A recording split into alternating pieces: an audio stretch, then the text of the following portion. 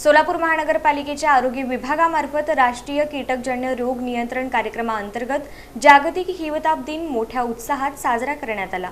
सोलापूर महानगरपालिकेच्या आरोग्य विभागामार्फत राष्ट्रीय कीटकजन्य रोग नियंत्रण कार्यक्रमाअंतर्गत जागतिक हिवताप दिन मोठ्या उत्साहात साजरा करण्यात आला।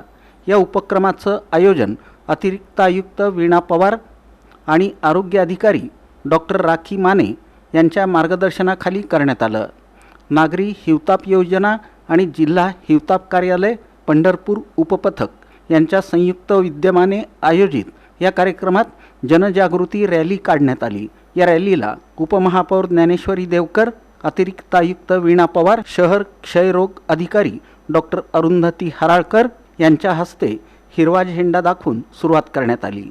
या प्रसंगी उपस्थित मान्यवरांनी नागरिकांना हिवताप प्रतिबंधासाठी आवश्यक उपाययोजना करण्याचं आवाहन केलं।